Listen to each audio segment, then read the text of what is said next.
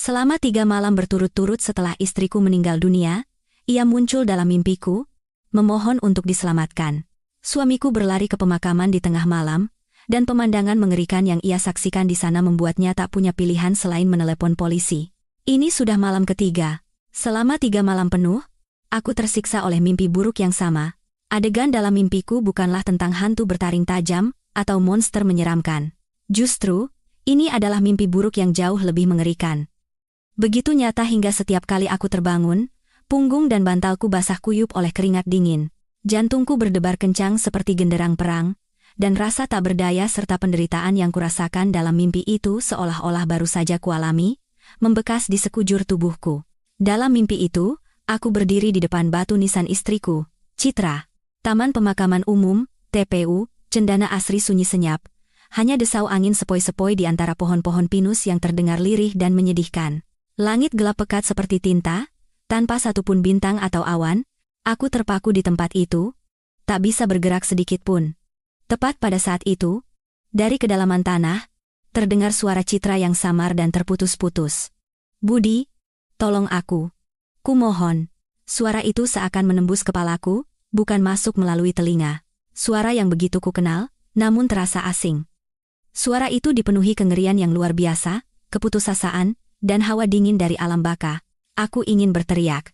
Aku ingin segera berlari dan menggali gundukan tanah itu untuk menemukan istriku, tetapi seluruh tubuhku kaku seperti batu, dan mulutku terkunci rapat. Aku hanya bisa menatap nisan itu dengan hampa, sementara air mata panas mengalir di pipiku yang dingin. Rasa sakit dan ketidakberdayaan ini lebih menyiksa daripada ditusuk ribuan pisau. Istriku yang kucintai lebih dari nyawaku sendiri, Citraku yang baik hati, pasti sedang mengalami sesuatu yang mengerikan di dalam tanah yang dingin itu. Malam pertama saat aku terbangun, aku menghibur diri dengan berpikir bahwa itu hanyalah mimpi kosong karena aku terlalu merindukannya. Sudah hampir setahun sejak Citra meninggal dunia akibat kecelakaan lalu lintas yang tragis, tetapi rasa sakit itu masih terasa segar seolah baru terjadi kemarin. Bayangan tubuhnya yang dingin terbaring di ranjang rumah sakit terus menghantuiku setiap saat. Aku mengurus semua prosesi pemakamannya dengan tanganku sendiri. Agar ia tidak kesepian di alam sana, aku memasangkan cincin kesayangan kami di jarinya yang dingin. Aku percaya waktu akan menyembuhkan segalanya. Tetapi ternyata tidak. Malam kedua, mimpi buruk yang sama terulang kembali, TPU yang sama, dan jeritan Citra yang memilukan. Kali ini, hawa dingin itu terasa lebih nyata. Bukan dinginnya malam biasa. Ini adalah hawa dingin yang meresap dari dalam tanah, menembus kulit, dan membuat tulang-tulangku ngilu. Saat terbangun, tubuhku gemetar hebat, dan firasat buruk mulai tumbuh di hatiku. Ini bukan sekadar mimpi karena rindu. Ini adalah pertanda, sebuah pesan mengerikan tentang sesuatu yang buruk. Dan malam ini, malam ketiga, semuanya menjadi jauh lebih mengerikan. Suara Citra tidak lagi samar. Itu adalah jeritan panik dan ketakutan. "Budi, dingin sekali. Tolong aku. Mereka akan segera datang. Kumohon." Aku merasa seperti akan gila dalam mimpi itu. Aku berteriak dan meronta, berusaha sekuat tenaga untuk melepaskan diri dari belenggu tak kasat mata. Akhirnya, aku terbangun dan langsung terduduk di tempat tidur. Napasku tersengal-sengal. Kamar masih sunyi, hanya cahaya lampu jalan yang remang-remang masuk melalui jendela. Di ranjang sebelah, putriku yang berusia 5 tahun, Maya, tertidur lelap sambil menggumam dengan bibir mungilnya. Melihatnya, hatiku terasa pilu. Jika bukan karena Maya, mungkin aku sudah lama menyusul Citra. Aku turun dari tempat tidur, pergi ke balkon, dan menyalakan sebatang rokok. Asap putih yang mengepul dan lenyap di udara, terasa seperti kehidupan singkat istriku. Kenapa aku memimpikan ini? Mereka akan datang. Siapa mereka? Apa yang sebenarnya terjadi pada istriku di dalam tanah? Ribuan pertanyaan berkecamuk di kepalaku, membuatku tak bisa tidur lagi. Intuisi seorang suami yang mencintai istrinya sepenuh hati mengatakan bahwa ini bukan main-main. Sesuatu yang sangat mengerikan telah terjadi, dan aku harus mengungkap kebenarannya, apapun caranya. Aku menghisap rokok dalam-dalam sambil menatap ke arah TPU yang diselimuti kegelapan. "Citra, tunggulah," bisikku pelan. "Aku akan datang." Begitu fajar menyingsing, aku tak bisa lagi berbaring di tempat tidur. Bayangan dan suara dari mimpi itu terus menghantuiku. Setelah menyiapkan sarapan sederhana untuk Maya dan mengantarnya ke taman kanak-kanak, hatiku terasa gelisah seperti terbakar. Aku tidak langsung pulang, melainkan mengemudikan mobilku menuju TPU. Aku harus pergi ke sana. Aku harus melihat makam istriku dengan mata kepalaku sendiri untuk menenangkan kegelisahan yang semakin membesar di dalam dada. TPU di pagi hari terasa tenang. Hanya kicauan burung dan gemerisik dedaunan yang tertiup angin pagi. Sinar mentari pagi menyinari deretan nisan, menciptakan pemandangan yang damai namun juga menyedihkan. Aku berjalan di atas jalan kerikil dengan hati yang berat. Pemandangan di sekitarku tampak sama seperti saat terakhir kali aku datang beberapa hari yang lalu. Ketika sampai di depan makam Citra, aku berhenti mendadak. Meskipun matahari sudah tinggi, hawa dingin yang aneh merayap di punggungku. Makam itu masih utuh. Nisan dengan ukiran nama dan tanggal lahir istriku juga bersih. Karangan bunga krisan putih yang kuletakkan terakhir kali hanya sedikit layu. Semuanya tampak normal. Aku menghela napas, menyalahkan diriku sendiri yang terlalu sensitif dan lemah. Mungkin mimpi-mimpi itu hanyalah buah dari imajinasiku. Aku membungkuk untuk mencabut beberapa rumput liar yang baru tumbuh di sekitar makam. Tetapi saat itulah, sesuatu yang berkilauan karena pantulan sinar matahari menarik perhatianku. Benda itu tergeletak di atas rumput hijau, tepat di bawah nisan. Jantungku serasa berhenti berdetak. Aku perlahan berlutut dan menyingkirkan rumput dengan tangan gemetar. Sebuah gelang perak. Tidak. Ini mustahil. Ini bukan gelang perak biasa. Ini adalah gelang yang kuberikan pada Citra sebagai hadiah ulang tahun pernikahan kami yang kelima. Desainnya berupa rangkaian bunga melati kecil yang rumit, dengan liontin di tengahnya yang berukir inisial kami berdua. Aku masih ingat betul betapa bahagianya Citra saat aku memberikannya. Ia memelukku erat dan berkata itu adalah hadiah terindah yang pernah ia terima. Sejak hari itu, ia tidak pernah melepaskannya, bahkan saat mengerjakan pekerjaan rumah atau tidur sekalipun. Dan pada hari naas itu, saat aku mengantarkan Citra untuk yang terakhir kalinya, akulah yang memasangkan kembali gelang ini di pergelangan tangannya yang dingin. Aku berbisik padanya, gelang ini akan menemanimu, menghangatkanmu sebagai penggantiku, agar kau tidak merasa kesepian dan kedinginan. Aku 100% yakin. Gelang ini seharusnya terkubur bersama istriku. Tidak mungkin aku salah. Tapi kenapa? Kenapa sekarang ada di sini? Di atas tanah ini? Aku mengambil gelang itu. Beratnya yang familiar dan sentuhan logam yang dingin terasa di telapak tanganku. Gelang itu masih berkilauan, hanya sedikit kotor oleh tanah basah, pikiranku menjadi kacau, dan berbagai macam ide gila melintas. Pencuri makam? Tapi mana mungkin mereka menggali makam hanya untuk mencuri gelang perak ini? Tidak masuk akal. Atau mungkinkah Citra, entah bagaimana caranya, mengeluarkan benda ini ke atas tanah? Pikiran itu membuatku merinding. Itu adalah hal yang mustahil. Aku terduduk di tanah, menggenggam erat gelang itu sambil menatap tajam ke arah makam. Mimpi selama 3 malam berturut-turut, jeritan yang memilukan, dan sekarang gelang ini. Ini semua bukan kebetulan. Pasti ada kaitannya. Ini bukan hasil imajinasi, ini adalah kenyataan. Istriku sedang mencoba memberitahuku sesuatu. Ia dalam bahaya. Meskipun terkubur jauh di dalam tanah, ia berada dalam bahaya yang nyata. Rasa takut itu tidak lagi samar. Ia menjadi wujud nyata yang mencekik jantungku. Aku harus melakukan sesuatu, aku tidak bisa membiarkan istriku seperti ini. Gila memang, tetapi sebuah keputusan tegas mulai terbentuk di kepalaku. Aku harus membongkar makam istriku. Aku kembali ke rumah dengan keadaan linglung, mengemudikan mobil dalam keadaan kosong.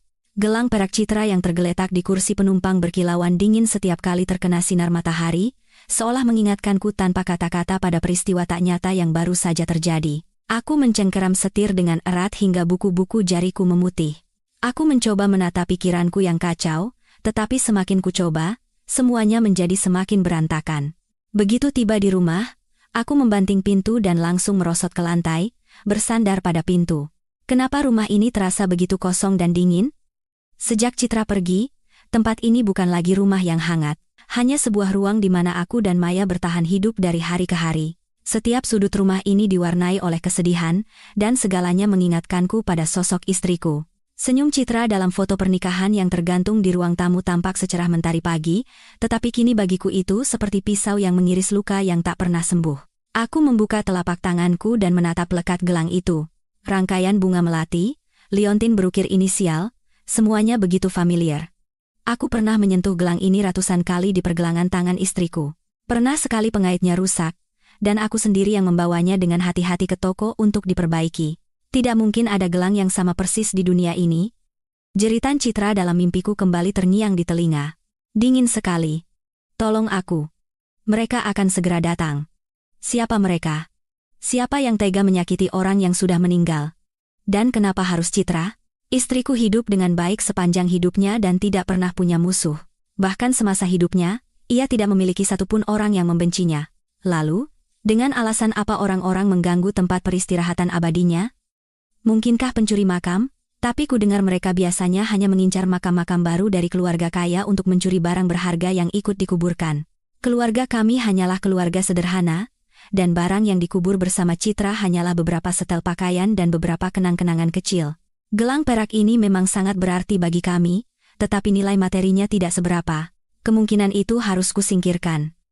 Lalu, kemungkinan lain? Mungkinkah ada kesalahan saat pemakaman? Gelang itu terlepas tanpa ada yang tahu. Lalu seorang petugas TPU menemukannya dan karena suatu alasan meletakkannya di atas makam istriku? Hipotesis ini terdengar sedikit lebih masuk akal, tetapi tetap ada yang aneh. Mengapa mereka meletakkannya di atas makam dan tidak menghubungi keluarga? Dan mengapa ini terjadi tepat saat aku terus-menerus bermimpi aneh? Semuanya terasa pas secara menakutkan, seolah-olah sudah diatur sebelumnya. Intuisi yang dulu tak pernah kupercaya kini berteriak dengan kuat bahwa ada sebuah konspirasi gelap yang sedang terjadi. Citra tidak beristirahat dengan tenang. Seseorang telah mengganggu tidur abadinya. Pikiran itu membuat darahku mendidih. Kesedihan dan kerinduan yang selama ini kurasakan seketika berubah menjadi api amarah.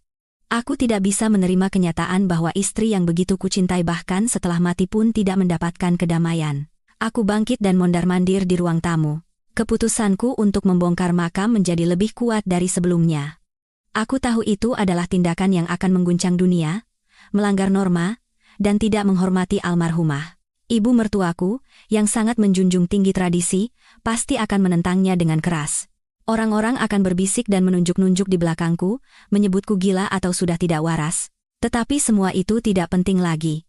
Kebenaran tentang Citra adalah yang terpenting. Aku lebih baik dikutuk oleh seluruh dunia daripada membiarkan istriku mengalami ketidakadilan di alam baka. Aku harus melihat dengan mata kepalaku sendiri apakah jasadnya masih ada di sana atau tidak. Jika aku bisa melihat Citra terbaring damai di sana, aku akan menerima hukuman apapun dengan lapang dada.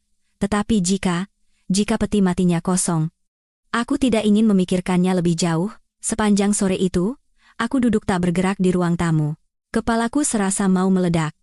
Rasa takut, amarah, tekad, dan kebingungan mencabik-cabik batinku. Apa yang harus kulakukan sekarang? Melapor ke polisi? Apa yang akan kukatakan pada mereka? Bahwa istriku muncul dalam mimpi dan meminta tolong, dan aku menemukan gelangnya di atas makam, jadi aku curiga seseorang telah membongkar makamnya? Mereka akan menertawakanku. Mereka akan berpikir aku berhalusinasi karena terlalu sedih. Tidak akan ada yang percaya cerita konyol seperti ini. Hanya ada satu cara. Bertindak sendiri. Aku harus menemukan jawabannya dengan tanganku sendiri. Aku melirik jam, sudah waktunya menjemput Maya.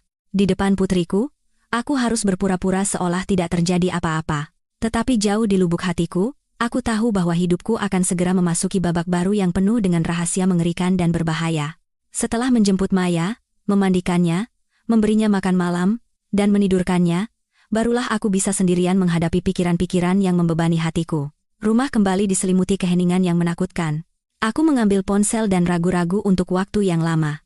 Aku harus memberitahukan ini pada seseorang, dan orang pertama yang terlintas di benakku adalah ibu mertuaku. Bagaimanapun juga, beliau adalah ibu Citra dan berhak tahu. Tapi aku sudah bisa menebak bagaimana reaksinya nanti. Akhirnya, aku menarik napas dalam-dalam dan meneleponnya. Setelah beberapa kali dering, telepon diangkat, suara ibu mertuaku terdengar lelah, masih belum pulih dari kesedihan kehilangan putrinya. Halo, Budi? Iya, Bu. Ini Budi. Ibu sudah makan malam? Aku mencoba memulai percakapan senormal mungkin. Sudah. Bapakmu juga baru saja selesai? Ada apa? Maya sudah tidur? Iya. Maya sudah tidur.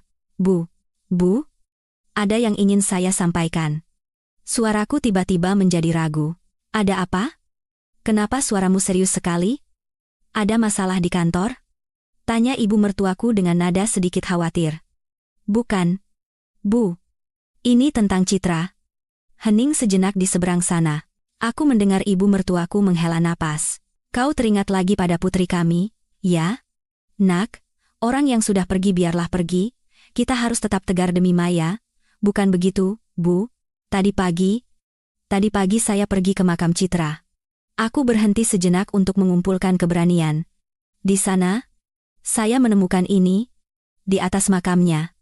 Menemukan apa? Gelang perak, Bu. Gelang yang dulu saya berikan pada Citra. Aku mendengar ibu mertuaku terkesiap. Maksudmu gelang perak dengan hiasan melati itu? Bagaimana bisa ada di atas makam?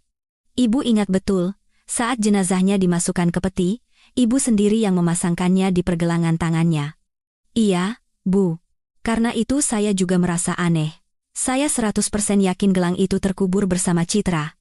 Tapi tadi pagi, gelang itu ada di atas rumput, tepat di bawah nisannya. Keheningan panjang kembali menyelimuti. Aku bisa membayangkan ekspresi bingung di wajah ibu mertuaku sekarang. Sesaat kemudian, beliau berkata dengan suara bingung, "Ya Tuhan, bagaimana bisa ada kejadian aneh seperti itu? Mungkinkah waktu kau pasangkan dulu agak longgar, jadi terlepas saat petinya diturunkan dan tidak ada yang tahu?" Tidak mungkin, Bu. Saya sudah memeriksa pengaitnya dengan teliti. Dan kalaupun terlepas saat peti diturunkan, seharusnya ada di dasar lubang, kan? Bagaimana bisa ada di atas rumput? Makam itu kan sudah dipadatkan setahun yang lalu. Aku juga menceritakan pada ibu mertuaku tentang mimpi aneh selama 3 malam berturut-turut dan jeritan Citra. Aku menceritakan semuanya dalam satu tarikan napas, seolah takut akan kehilangan keberanian jika berhenti. Setelah mendengar ceritaku, suara ibu mertuaku mulai bergetar karena takut. "Budi, jangan menakut-nakuti ibu. Jangan-jangan karena kau terlalu merindukan istrimu, pikiranmu jadi macam-macam, lalu kau bermimpi aneh dan kebetulan ada orang yang menemukan gelang itu di suatu tempat lalu meletakkannya di sana?" "Bu, saya tahu ini sulit dipercaya. Saya sendiri juga tidak ingin mempercayainya. Tapi semuanya terlalu cocok. Firasat saya mengatakan ada sesuatu yang tidak beres, Bu. Saya sangat khawatir. Sepertinya Citra tidak beristirahat dengan tenang di sana. Lalu apa yang akan kau lakukan sekarang?" Suara ibu mertuaku penuh kekhawatiran. Aku ragu sejenak, lalu dengan sadar akan memberikan kejutan besar, aku menyampaikan keputusanku. "Bu, saya berencana membongkar makam Citra." "Apa?" teriak ibu mertuaku di seberang telepon. Suaranya tajam karena kaget dan marah. "Kau sudah gila, Budi? Kau sadar dengan apa yang kau katakan? Membongkar makam itu pamali. Itu perbuatan yang melanggar adat. Apa kau mau membuat Citra yang sudah meninggal tidak tenang juga? Mana ada orang yang melakukan perbuatan sekeji itu? Tapi Bu, kalau tidak begitu, kita tidak akan tahu kebenarannya. Saya tidak bisa diam saja terus-menerus disiksa oleh mimpi itu dan melihat gelang ini. Tidak ada tapi-tapian." Ibu mertuaku memotong perkataanku, suaranya penuh amarah. "Ibu tidak akan pernah mengizinkanmu melakukan perbuatan durhaka itu. Kalau kau tetap melakukannya, jangan panggil aku ibu lagi. Tolong, biarkan dia beristirahat dengan tenang. Tolong. Dia sudah terlalu banyak menderita." Suara ibu mertuaku berubah menjadi isak tangis. Aku tahu beliau marah, takut, dan kasihan pada putrinya. Hatiku juga ikut hancur.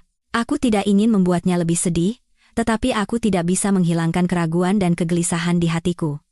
"Bu, tenang dulu. Dengarkan saya. Saya tahu ini sulit diterima. Tapi, cukup, aku tidak mau dengar lagi." Ibu mertuaku berkata begitu lalu menutup telepon. Aku terdiam mendengar nada sambung yang monoton, hatiku terasa berat. Aku sudah menduga reaksi seperti ini, tetapi tetap saja aku merasa hampa dan sendirian. Bahkan ibu mertuaku, satu-satunya kerabat darah Citra, tidak mempercayaiku. Kini, dalam perjalanan mencari kebenaran ini, aku benar-benar sendirian, tekadku sudah bulat. Aku tidak bisa mundur lagi, meskipun seluruh dunia memunggungiku. Aku harus mengungkap kebenaran di balik semua ini. Percakapan dengan ibu mertuaku berakhir dalam ketegangan dan keputusasaan. Aku tahu berbicara lewat telepon saja tidak akan menyelesaikan masalah. Keesokan paginya, setelah mengantar Maya ke sekolah, aku memutuskan untuk datang langsung ke rumah mertuaku. Aku butuh persetujuan mereka. Setidaknya, aku harus membuat mereka mengerti mengapa aku harus melakukan hal yang mengerikan ini.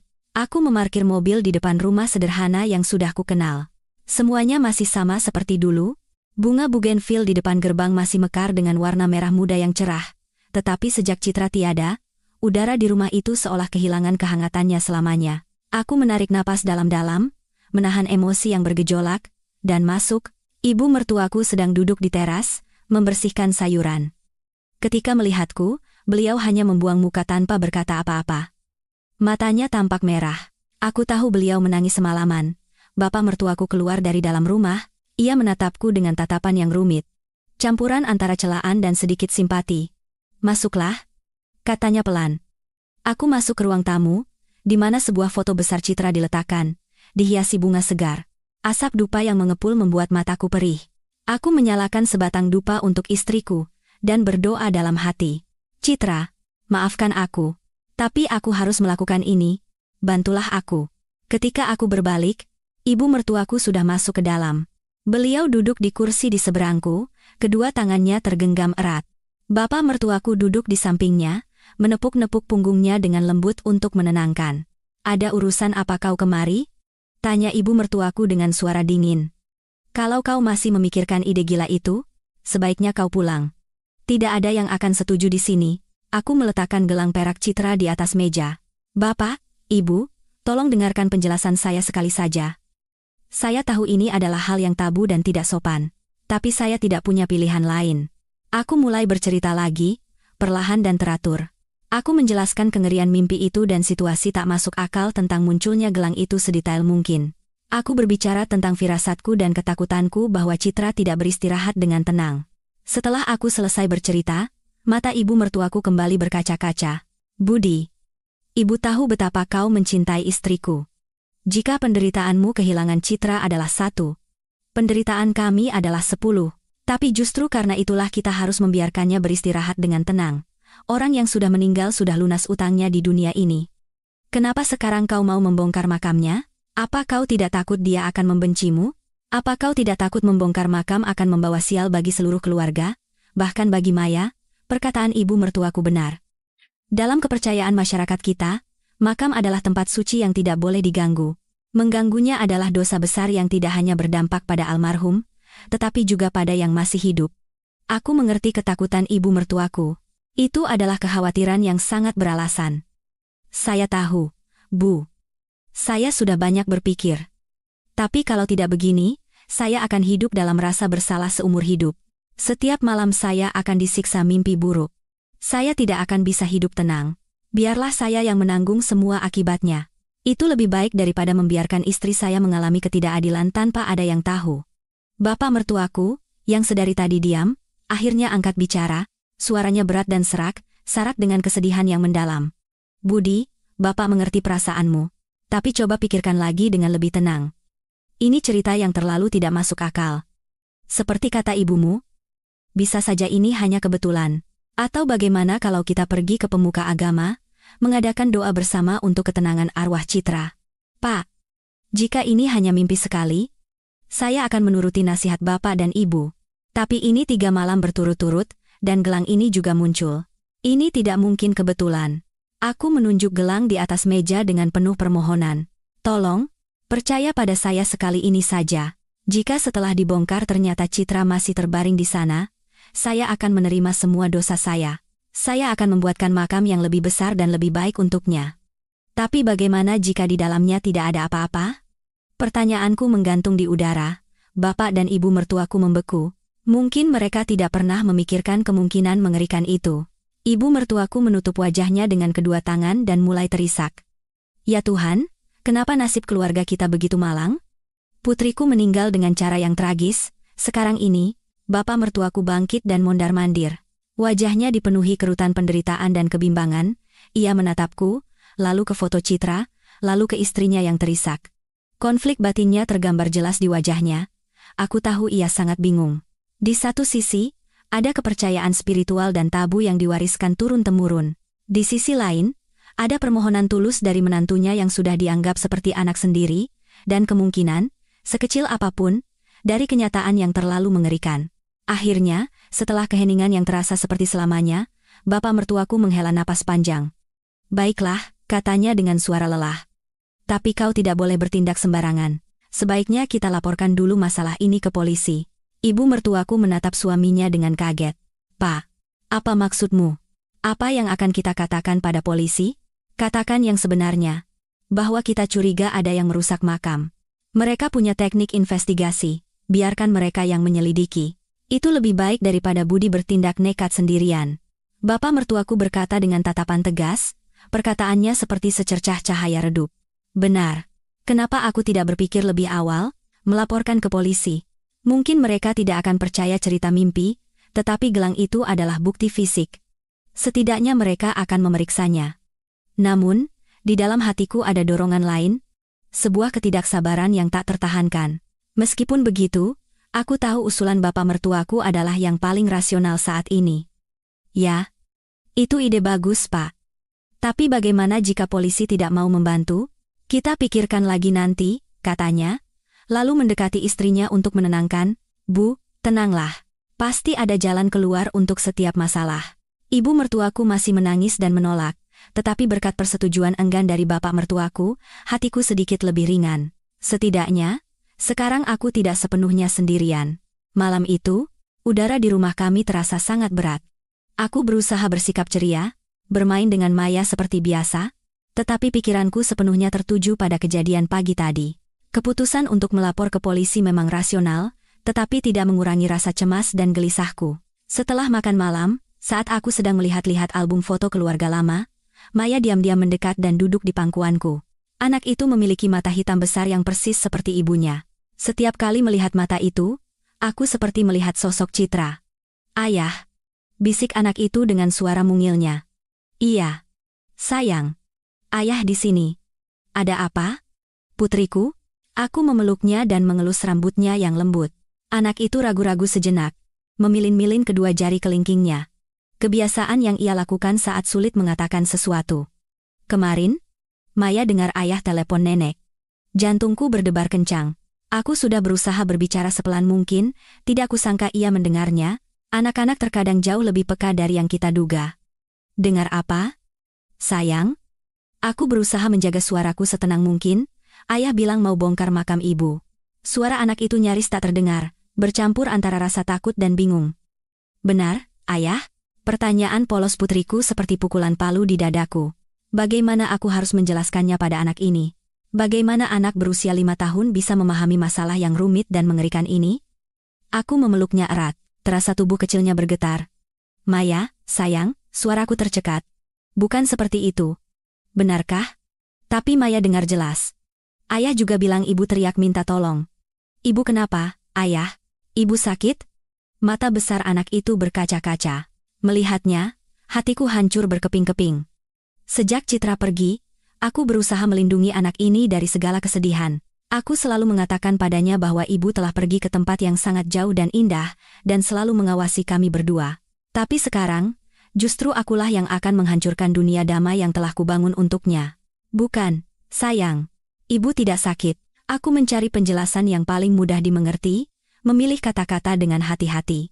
Hanya saja, akhir-akhir ini ayah sering mimpi tentang ibu. Di dalam mimpi, ibu bilang kedinginan. Jadi, ayah hanya ingin memastikan rumah ibu hangat, ayah hanya ingin memastikan ibu tidur nyenyak dan nyaman.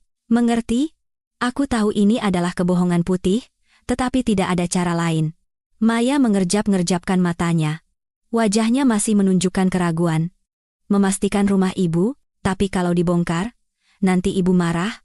Ayah, kata Bu Guru, tidak boleh merusak rumah orang lain. Iya, ayah tahu. Ayah akan melakukannya dengan sangat hati-hati. Ayah hanya akan melihat sebentar, lalu menutupnya kembali dengan rapi. Ayah janji. Ayah hanya ingin ibu beristirahat dengan tenang. Maya. Air mata mulai mengalir di pipi anak itu. Ia membenamkan wajahnya di dadaku dan terisak. Maya takut. Maya tidak mau ayah bongkar makam ibu. Maya kangen ibu. Tangisan putriku merobek-robek hatiku. Aku merasa seperti orang yang sangat jahat. Seorang suami yang tidak kompeten karena tidak bisa melindungi istrinya, dan sekarang menjadi ayah yang buruk karena membuat putrinya ketakutan. Aku menepuk-nepuk punggung kecilnya, membiarkan air matanya membasahi bajuku. Maafkan ayah, sayang. Maafkan ayah. Aku hanya bisa mengulang kata-kata itu. Kami duduk seperti itu untuk waktu yang lama. Yang terdengar hanyalah isak tangis Maya dan suara hatiku yang hancur. Aku sadar bahwa keputusanku ini tidak hanya menyakiti diriku sendiri dan mertuaku, tetapi juga jiwa rapuh putriku. Apapun hasil dari semua ini, akan ada bekas luka yang dalam diingatannya. Namun, ketakutan dan air mata anakku justru memperkuat tekadku. Aku harus menemukan kebenaran ini, bukan hanya untuk Citra, tetapi juga untuk putriku. Aku tidak bisa membiarkannya tumbuh dalam kebohongan. Aku tidak bisa membiarkan mimpi buruk ini terus menghantui seluruh keluarga. Dengan cara apapun, aku harus mengakhiri ini. Aku harus mengembalikan kedamaian, tidak hanya untuk yang telah tiada, tetapi juga untuk yang masih hidup. Malam itu, setelah Maya tertidur lelap, aku berdiri di samping tempat tidurnya dan memandanginya. Wajahnya masih menyisakan jejak kesedihan, dan bulu matanya yang panjang sesekali bergetar. Aku membungkuk dan mengecup keningnya dengan lembut. Maya, ayah janji ini yang terakhir. Setelah ini selesai, kita berdua akan hidup bahagia. Apapun yang terjadi, ayah akan membuat Citra dan kau bisa tersenyum. Janji itu bukan hanya untuk putriku, tetapi juga untuk diriku sendiri. Keesokan harinya, aku bersama bapak mertuaku pergi ke kantor polisi di lingkungan tempat tinggalku untuk melaporkan kejadian ini. Selama duduk di ruang tunggu, pikiranku campur aduk. Akankah mereka mempercayai kami? Akankah mereka menganggap kasus ini layak untuk diselidiki? Atau akankah mereka menganggapnya sebagai halusinasi belaka? Seorang polisi muda menyambut kami. Wajahnya cukup serius. Ketika aku menceritakan semuanya, mulai dari mimpi, gelang, hingga kecurigaanku, ia menatapku dengan tatapan kasihan seperti yang sudah kuduga. Pak Budi, saya turut berduka cita atas kehilangan Anda. Kehilangan orang yang dicintai memang merupakan pukulan yang berat, katanya dengan suara lembut. Tetapi mimpi atau firasat tidak bisa menjadi dasar bagi kami untuk melakukan penyelidikan, apalagi untuk masalah serius seperti pembongkaran makam. Bapak mertuaku, yang lebih berpengalaman dalam hidup dan berkomunikasi, maju. Pak polisi, kami mengerti. Tapi bagaimana dengan gelang ini? Ia mendorong gelang yang terbungkus sapu tangan ke arah polisi itu. Ini adalah barang yang dikuburkan bersama putri saya. Tapi sekarang ditemukan di atas makam. Ini jelas bukan hal biasa. Kami curiga seseorang telah merusak makam putri saya dan mencuri barang-barangnya. Polisi itu mengambil gelang itu dan memeriksanya. Bapak benar, bagian ini memang agak aneh. Tapi ini saja tidak cukup untuk menyimpulkan bahwa ini adalah kasus pencurian makam. Seperti kata Pak Budi, nilai gelang ini tidak seberapa, dan bisa ada kemungkinan lain, misalnya, ada kesalahan saat prosesi pemakaman atau seseorang tidak sengaja menjatuhkannya di sana. Ia mengembalikan gelang itu kepada kami. Begini saja, kami akan mencatat laporan ini, dan kami akan meningkatkan patroli di area TPU. Tapi untuk membongkar makam, itu adalah prosedur yang sangat rumit, membutuhkan perintah dari atasan dan bukti yang sangat kuat. Maaf, kasus keluarga Bapak Budi sepertinya belum memenuhi syarat. Percakapan itu berakhir dengan kekecewaan. Mereka bilang akan mencatatnya, tapi aku tahu itu sama saja dengan tidak akan melakukan apa-apa. Kata-kata mereka sopan dan sesuai prosedur, tetapi dingin dan tidak berempati. Bagi mereka, ini hanyalah satu dari ratusan kasus sepele yang terjadi setiap hari. Tapi bagiku, ini menyangkut ketenangan dan jasad istri yang paling kucintai. Di perjalanan pulang, bapak mertuaku menepuk bahuku dan menghela napas. Kita sudah berusaha semampu kita. Nak, sekarang kita hanya bisa pasrah pada kehendak yang di atas. Tetapi aku tidak bisa menerima kehendak langit begitu saja. Ketidakpedulian aparat penegak hukum seperti menyiram bensin ke dalam api. Itu membuatku sadar bahwa jika aku tidak bertindak sendiri, tidak akan ada yang membantuku. Menunggu tanpa harapan terasa lebih mengerikan daripada menghadapi kebenaran, sekejam apapun itu. Malam itu, aku menelepon bapak mertuaku lagi. Pak, saya sudah berpikir matang-matang. Saya tidak bisa menunggu lebih lama lagi.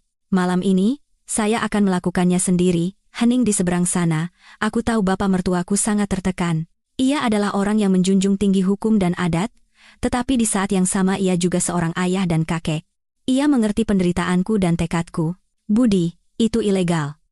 Kalau tertangkap, bisa gawat. Suaranya penuh kekhawatiran. Saya tahu, Pak.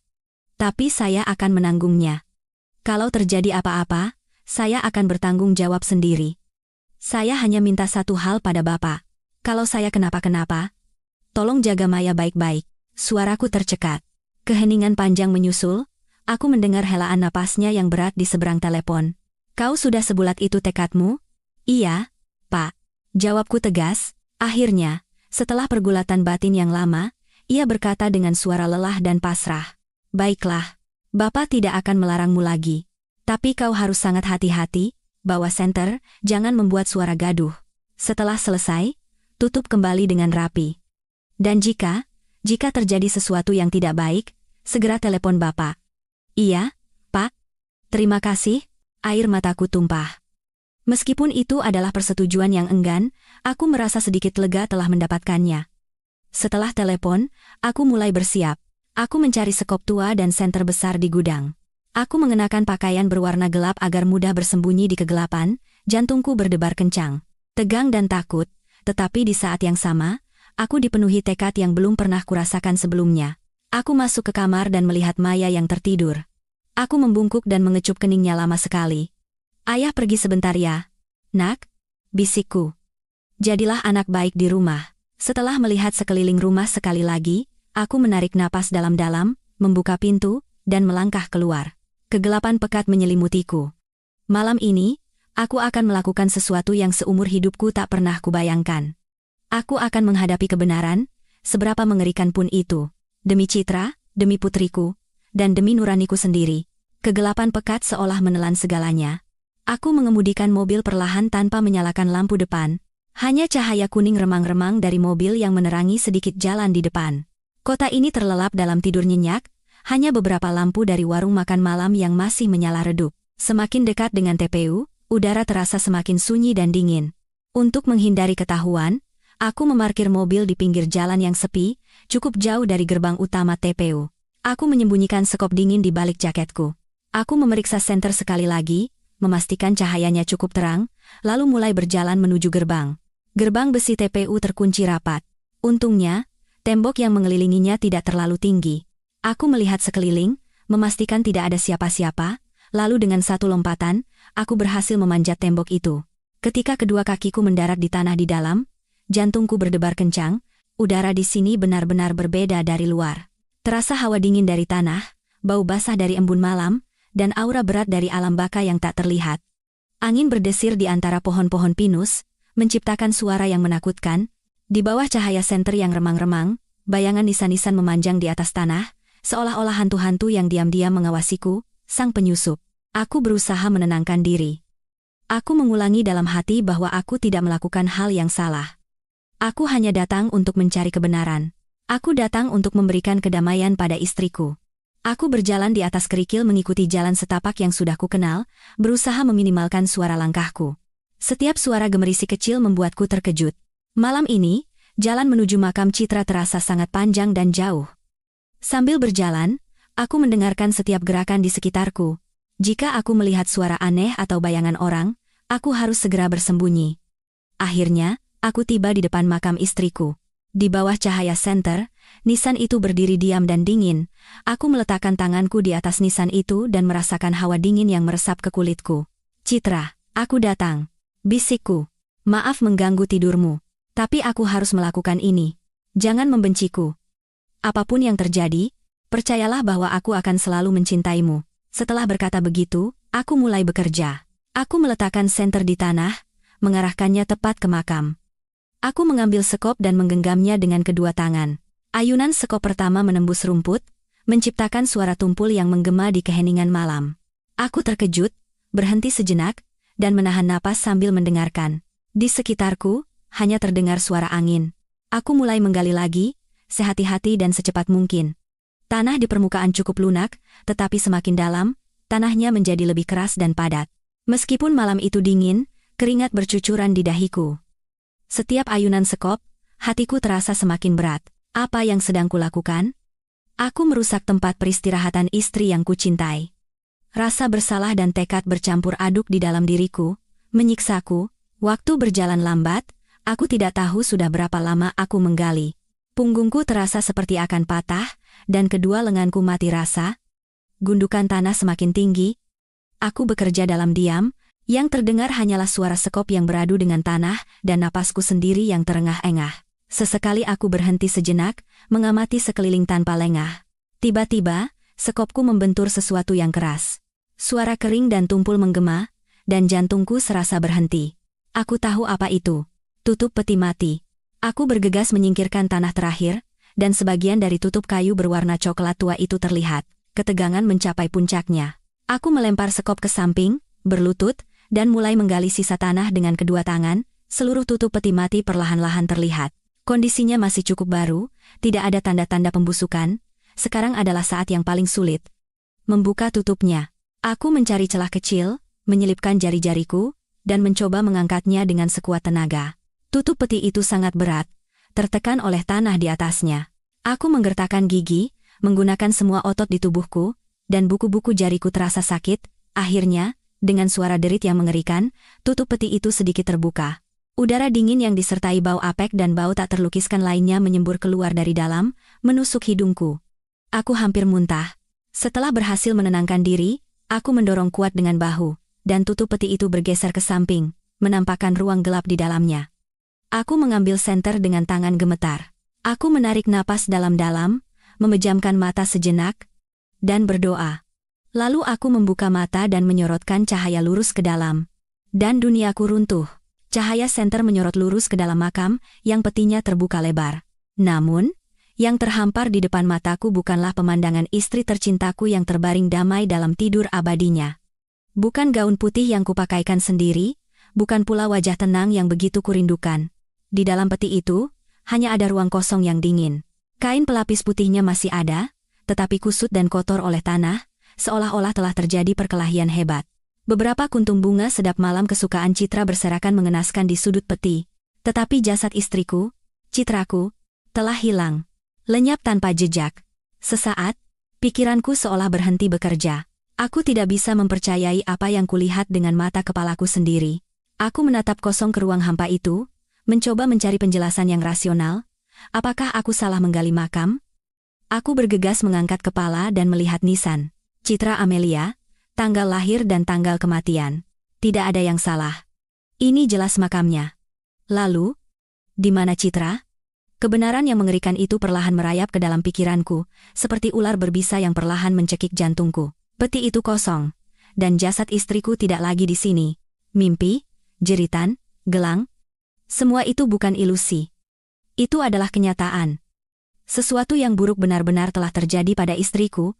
Seseorang, makhluk yang tidak pantas disebut manusia, telah membongkar makamnya dan mencuri jasadnya. Tidak, ini tidak mungkin.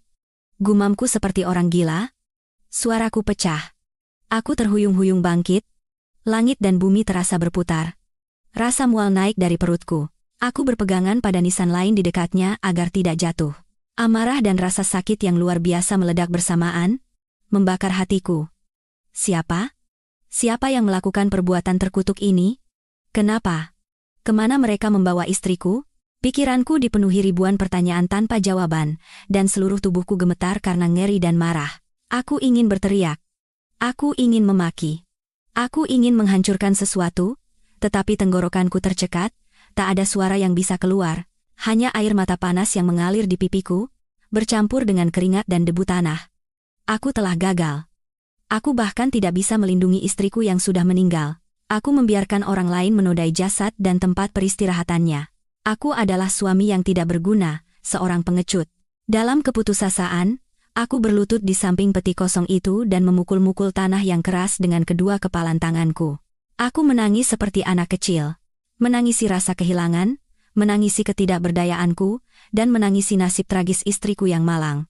Angin malam masih berdesir di antara pepohonan, seolah ikut menangis pilu bersamaku.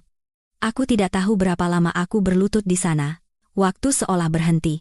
Rasa sakit telah sepenuhnya menguasai pikiranku, membuatku kehilangan kesadaran akan dunia di sekitarku. Yang ku tahu hanyalah duniaku telah runtuh sekali lagi. Yang pertama adalah saat Citra mengalami kecelakaan, dan kali ini, jauh lebih kejam dan menyakitkan. Setidaknya saat itu, aku tahu di mana istriku berada.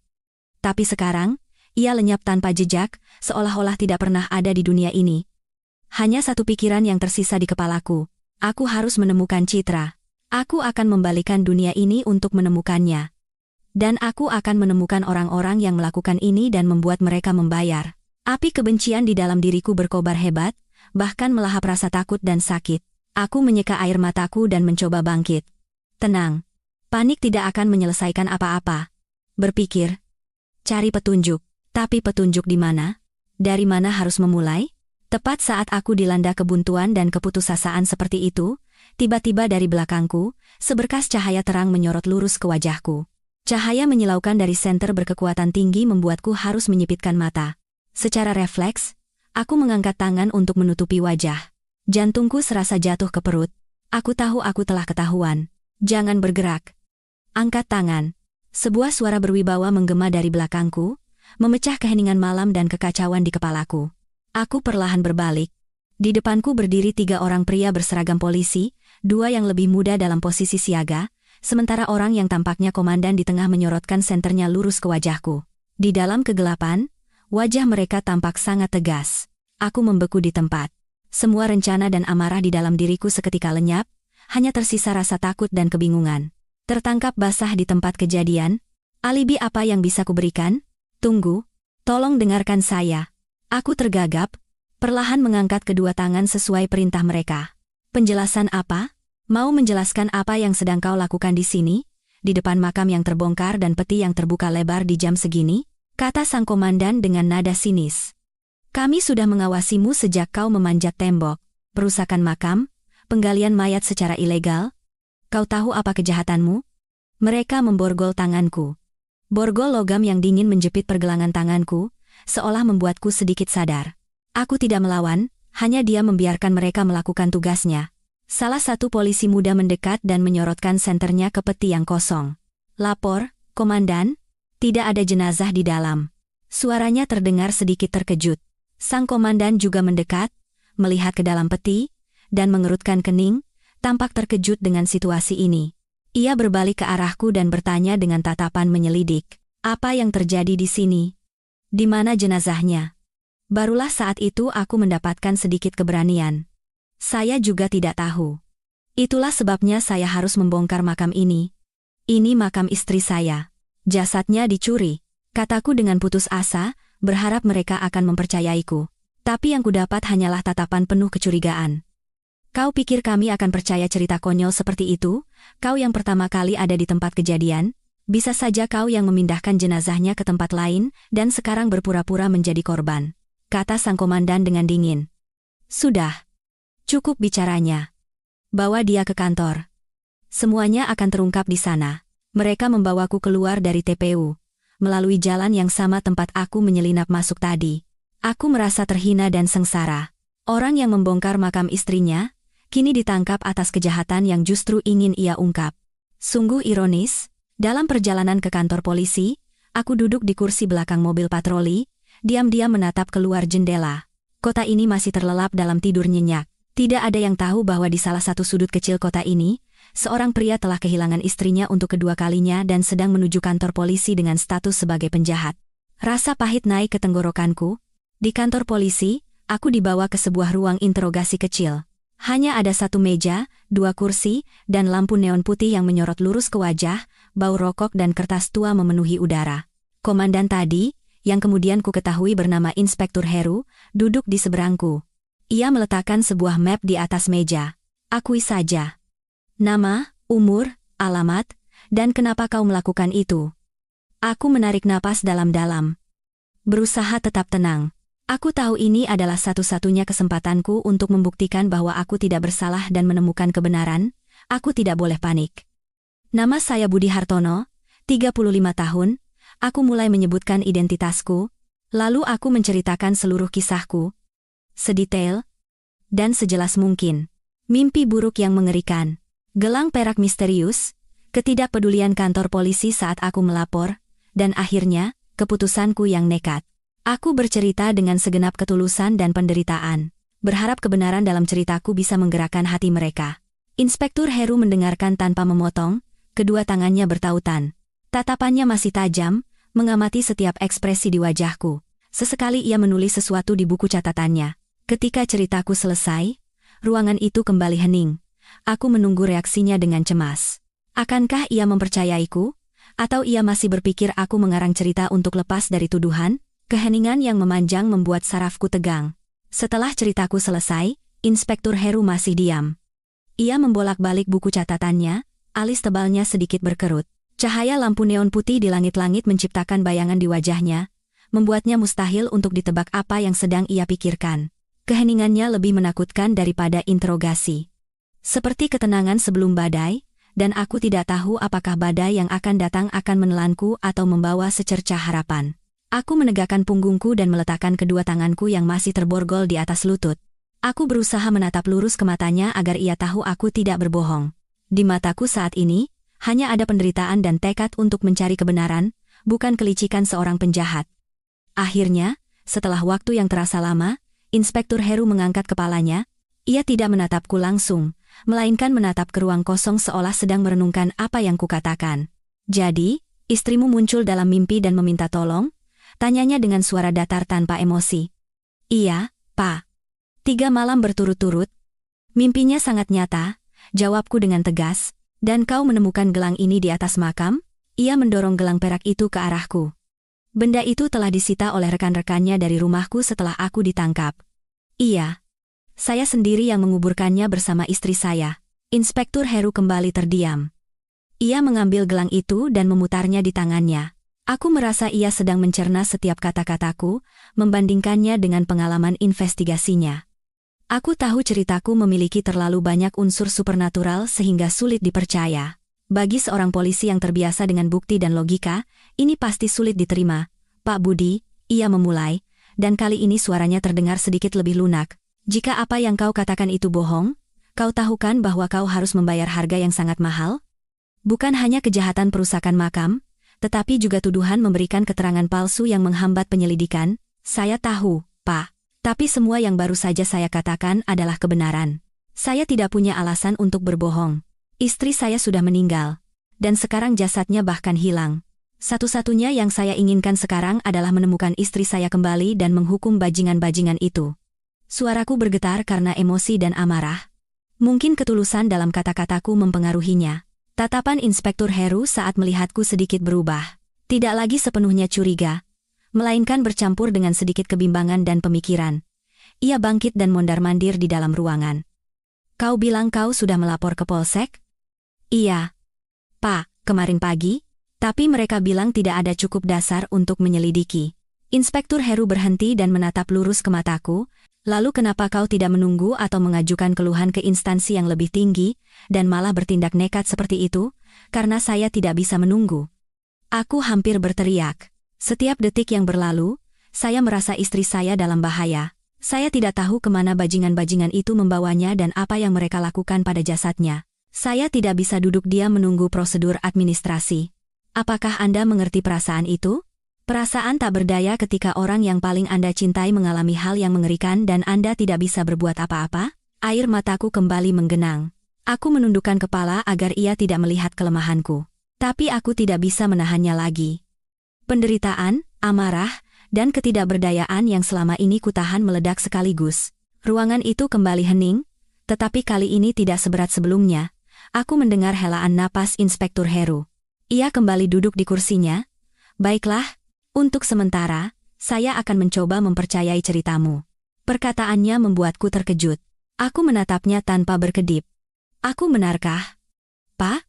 Saya tidak bercanda," katanya dengan suara serius. "Ceritamu memang banyak bagian yang sulit dipercaya, tetapi sikap dan emosimu terlihat sangat tulus. Selain itu, peti mati yang kosong itu juga fakta yang tak terbantahkan. Entah kau pelakunya atau bukan. Yang jelas sebuah kasus telah terjadi." Ia menatapku tajam. "Tapi kau masih tersangka utama. Sampai kami menemukan bukti lain, kau akan ditahan untuk penyelidikan." "Mengerti, mengerti," aku mengangguk. Meskipun ditahan, fakta bahwa ia mempercayaiku dan mulai menangani ini sebagai sebuah kasus sudah merupakan kemajuan besar. Percikan harapan kecil mulai menyala di hatiku. "Tolong, Pak, bantu saya temukan istri saya." "Itu adalah tugas kami," kata Inspektur Heru. "Sekarang, coba ingat-ingat lagi, apakah istrimu punya musuh semasa hidupnya? Atau apakah ada masalah khusus dalam keluargamu?" Aku menggelengkan kepala. "Tidak ada, Pak. Istri saya orang yang sangat baik, tidak pernah punya musuh. Keluarga kami juga keluarga biasa. Tidak ada yang aneh." "Baiklah, kami akan memeriksanya. Untuk sementara, tunggu di sini. Nanti akan ada yang membawakan makanan dan air." Setelah berkata begitu, ia meninggalkan ruangan. Pintu ruang interogasi ditutup, dan aku ditinggal sendirian, tenggelam dalam berbagai macam pikiran. Meskipun ada sedikit harapan, hatiku masih terasa berat. Aku masih seorang tersangka, dan yang terpenting, istriku masih hilang. Perjalanan pencarianku kini telah beralih ke tangan polisi. Tapi akankah mereka benar-benar berusaha sekuat tenaga? Atau akankah mereka seperti polisi di polsek? Aku tidak tahu. Yang ku tahu hanyalah aku tidak bisa sepenuhnya bergantung pada mereka. Aku masih harus mencari cara sendiri. Aku ditahan di sel yang sempit dan pengap. Waktu di sini berjalan lambat seperti arwah. Setiap jam yang berlalu, kekhawatiranku berlipat ganda. Di mana istriku? Apakah ia aman? Siapa bajingan yang menculiknya? Dan apa tujuan mereka? Ribuan pertanyaan tanpa jawaban menyiksa pikiranku. Keesokan paginya, Inspektur Heru datang menemuiku lagi. Kali ini, ia bersama seorang pria yang tampak lebih tua, sepertinya atasannya. Ekspresi keduanya sangat serius. Pak Budi, ada beberapa informasi baru, kata Inspektur Heru sambil duduk. Dan sayangnya, ini bukan kabar baik. Jantungku berdebar kencang. Ada apa, Pak? Inspektur Heru memberi isyarat pada orang yang bersamanya. Perwira yang lebih tua itu meletakkan sebuah map tebal bertuliskan tim investigasi khusus di atas meja. Ia membukanya, dan di dalamnya ada banyak sekali foto dan dokumen. Pak Budi, perwira itu memulai. Suaranya rendah dan tegas. Apa yang terjadi pada istri Anda bukanlah kasus tunggal. Belakangan ini, terjadi serangkaian kasus pencurian jenazah yang misterius di kota ini dan sekitarnya. Terutama jenazah wanita muda yang baru saja meninggal menjadi target utama. Telingaku berdengung. Serangkaian kasus.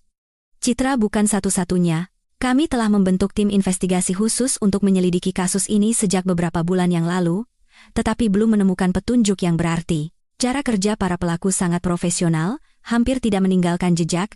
Sebagian besar keluarga korban bahkan tidak tahu bahwa makam kerabat mereka telah dirusak, kecuali beberapa kasus yang ditemukan secara tidak sengaja. Inspektur Heru melanjutkan, ia menunjuk sebuah foto di dalam map. Itu adalah foto sebuah makam yang terbongkar, pemandangannya hampir sama persis dengan yang kulihat semalam. Kasus Anda menjadi titik balik yang penting. Ini membantu kami mengidentifikasi korban baru dan, meskipun sangat samar, memberikan beberapa informasi. Lalu apa tujuan mereka? Kenapa mereka mencuri jenazah? Tanyaku dengan suara bergetar. Inspektur Heru dan perwira itu saling pandang, tampak ragu-ragu. Akhirnya, perwira yang lebih tua itu berkata dengan suara getir, Pak Budi, Anda harus siap mental untuk mendengar kebenaran ini. Ini adalah cerita yang sangat kejam. Menurut informasi yang kami kumpulkan, ada sebuah sindikat kejahatan terorganisir yang beroperasi. Mereka mencuri jenazah untuk dua tujuan utama. Ia mengangkat satu jarinya.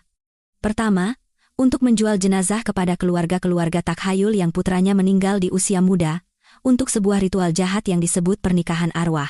Mereka percaya dengan begitu, arwah putra mereka tidak akan kesepian di alam baka dan tidak akan mengganggu keluarga. Aku terkejut. Pernikahan arwah. Aku pernah mendengarnya di buku atau berita, tetapi tidak pernah membayangkan itu benar-benar terjadi, apalagi di zaman modern. Sungguh takhayul yang gila. Dan yang kedua, lebih mengerikan lagi. Perwira itu merendahkan suaranya dan melanjutkan. Untuk dijual ke pasar gelap perdagangan organ, dua kata perdagangan organ seperti pukulan palu di kepalaku. Seluruh tubuhku menjadi dingin. Dan darahku serasa berhenti mengalir. Tidak mungkin. Bagaimana bisa? Bagaimana bisa organ orang mati digunakan?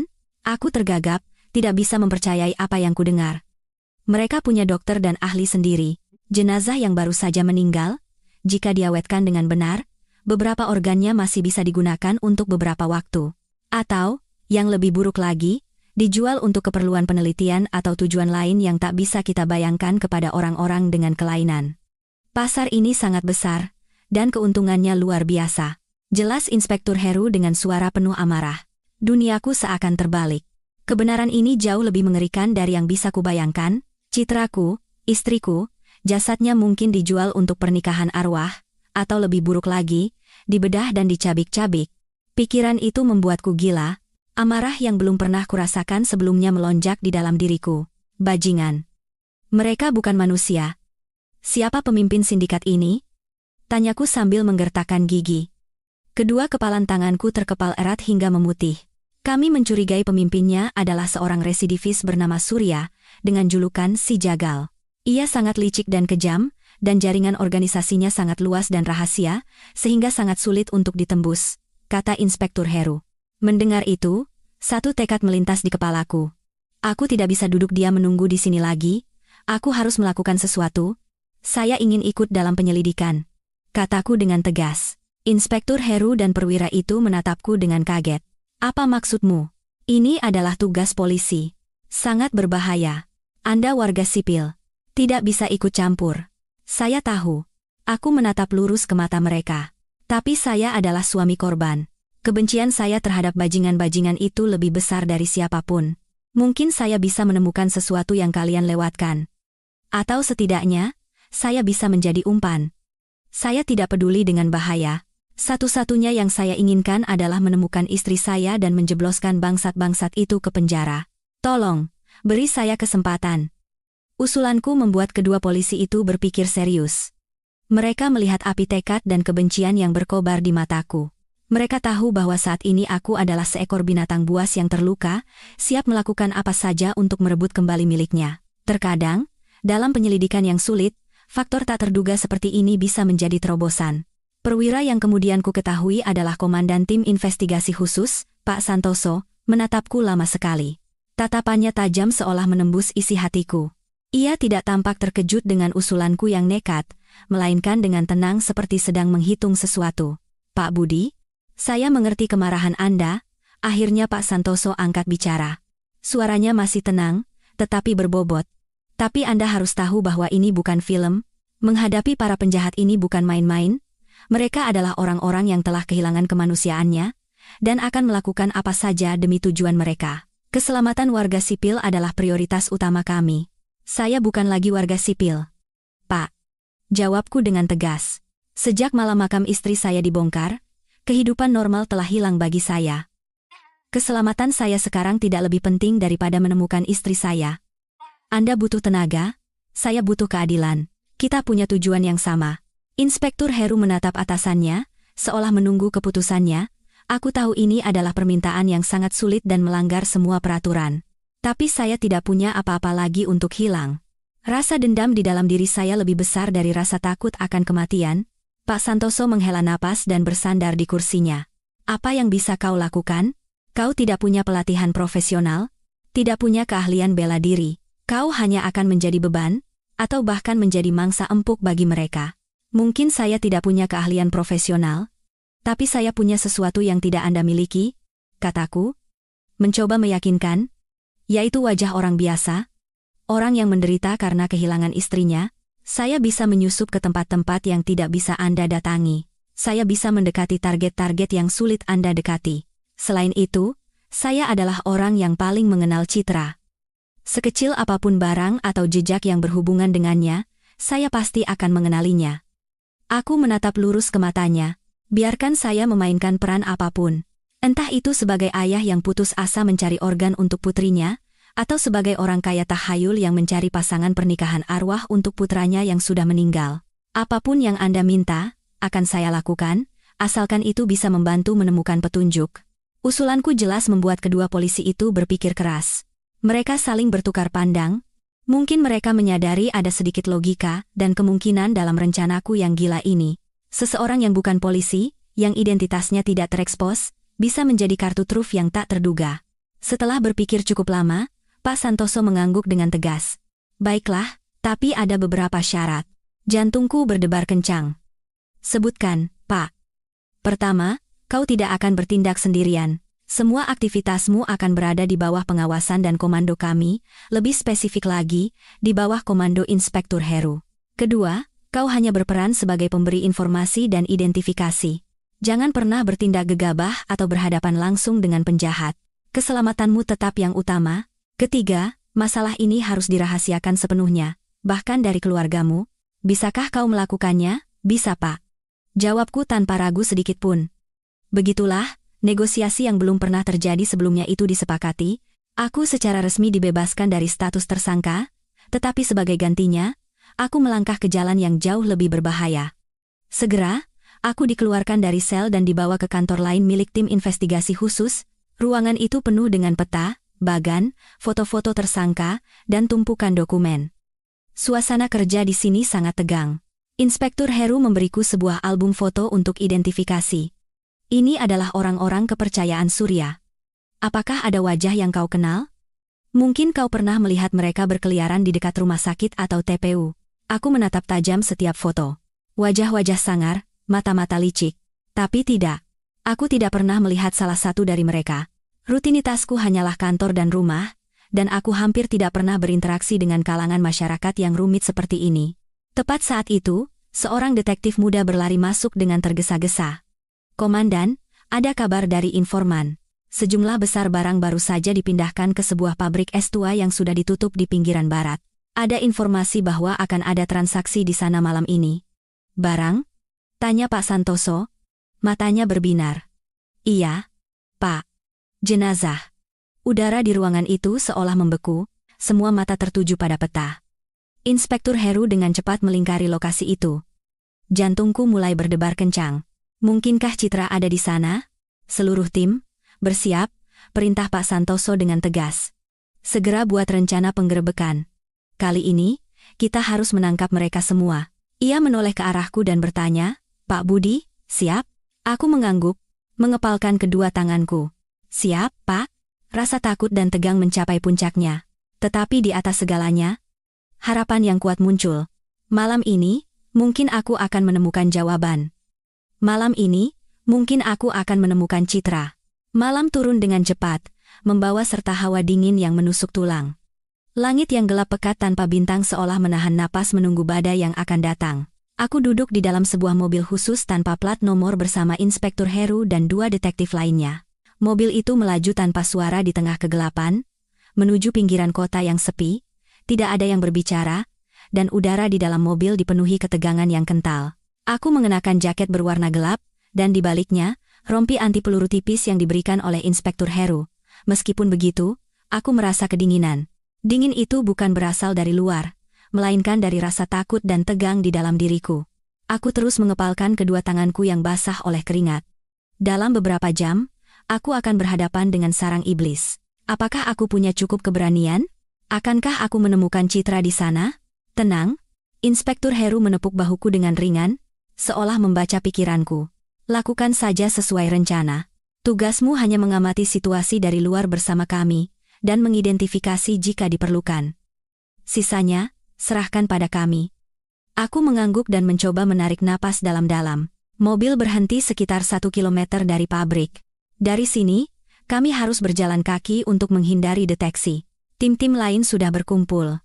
Pak Santoso sedang memberikan instruksi terakhir di depan peta yang terbentang di atas kap mobil. Semua orang berpakaian hitam, wajah mereka dicat kamuflase, dan tangan mereka memegang senjata. Pemandangan yang begitu sunyi dan profesional itu membuatku merasa kecil dan terasing. Kami mulai bergerak. Menembus sawah-sawah yang terbengkalai dan semak-semak lebat. Pabrik es tua itu muncul di depan mata kami seperti monster hitam raksasa yang tertidur di tengah hamparan tanah kosong. Dinding betonnya belang-belang dan berlumut. Beberapa jendela yang pecah tampak seperti rongga mata yang kosong. Hanya dari beberapa bangunan pabrik di dalam, terlihat cahaya kuning remang-remang. Tim-tim dengan cepat menyebar, mengepung seluruh area sesuai rencana. Aku dan tim Inspektur Heru bersembunyi di balik gundukan tanah tinggi yang bisa mengamati seluruh gerbang depan. Melalui teropong, aku bisa melihat beberapa pria berjaga-jaga, mondar-mandir. Mereka tampak lengah, sesekali berkumpul untuk merokok dan tertawa-tawa.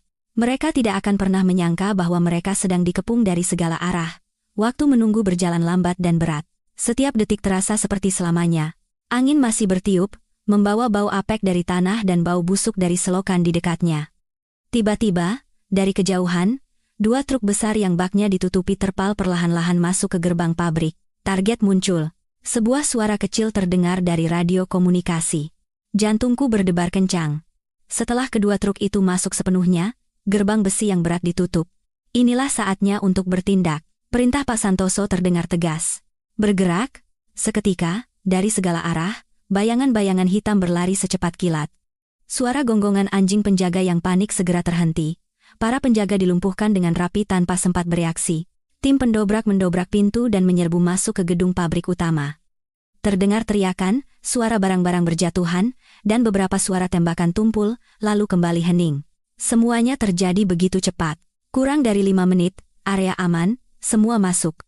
Setelah menerima perintah, tim kami juga bergerak cepat ke dalam. Semakin dekat, bau busuk yang tak terlukiskan menusuk hidung. Campuran antara bahan kimia, jamur, dan sesuatu yang amis dan mengerikan, bau kematian. Aku harus menutup hidungku dengan tangan. Pemandangan di dalam pabrik membuatku, bahkan para polisi veteran yang berpengalaman, terkejut. Di bawah cahaya kuning remang-remang, puluhan peti mati, baik yang tua maupun yang baru, menumpuk tidak beraturan. Beberapa peti terbuka, menampakkan jenazah-jenazah yang diawetkan dengan suatu bahan kimia. Di sekelilingnya, tersebar peralatan medis, wadah bahan kimia, dan beberapa freezer industri besar yang berdengung. Tempat ini tidak lain adalah neraka di bumi. Kepalaku pusing, dan rasa mual kembali menyerang. Tapi aku menahannya. Aku harus menemukan Citra. Aku melepaskan tangan Inspektur Heru dan berlari seperti orang gila, memeriksa setiap peti mati dengan panik. Citra, di mana kau? Teriakku putus asa. Aku membuka satu persatu tutup peti, menyorotkan senter ke setiap wajah asing yang tak bernyawa. Rasa ngeri dan putus asa menyelimutiku. Jika Citra tidak ada di sini, jika mereka telah memindahkannya ke tempat lain, apa yang harus kulakukan? Aku seperti ngengat yang terbang menuju kegelapan dan kematian. Aku tidak lagi merasakan teriakan Inspektur Heru dari belakang. Tidak lagi merasakan bau bahan kimia yang menyengat. Di mataku sekarang, hanya ada peti-peti mati yang dingin. Aku membalik satu persatu, berharap, lalu kembali putus asa. Setiap wajah yang tersorot cahaya senter seperti pisau yang mengiris jantungku dalam-dalam. Mereka juga pasti adalah istri seseorang, putri seseorang. Mereka juga pasti telah dirampas peristirahatan terakhirnya. Tapi saat ini, aku tidak punya waktu untuk memikirkan orang lain. Aku hanya harus menemukan Citra. Pak Budi, tenang, jangan merusak tempat kejadian. Inspektur Heru memegang bahuku dengan kuat. Kami akan memeriksa satu persatu. Tidak, saya harus menemukannya. Saya harus menemukannya sekarang. Teriakku sambil melepaskan tangannya. Aku berlari lebih dalam ke pabrik, ke sebuah area yang tampak seperti kantor darurat. Di atas meja besi berkarat, berserakan dokumen, botol-botol, dan peralatan bedah yang berlumuran darah. Cahaya senterku menyapu meja, dan jantungku serasa diremas oleh seseorang. Di antara tumpukan yang berantakan itu, ada sebuah kotak kayu kecil, sebuah kotak perhiasan yang tidak akan pernah kulupakan. Itu adalah kotak yang kuberikan pada Citra beberapa tahun yang lalu pada hari ulang tahunnya. Aku ingat betul ukiran sepasang burung merpati ditutupnya. Aku perlahan membuka kotak itu dengan tangan gemetar. Di dalamnya, bukan perhiasan mahal, melainkan sebuah gelang perak lain yang sama persis dengan yang kutemukan di atas makam. Hanya saja, inisial yang terukir di liontinnya adalah inisialku. Itu adalah gelang pasangan kami. Gelangku.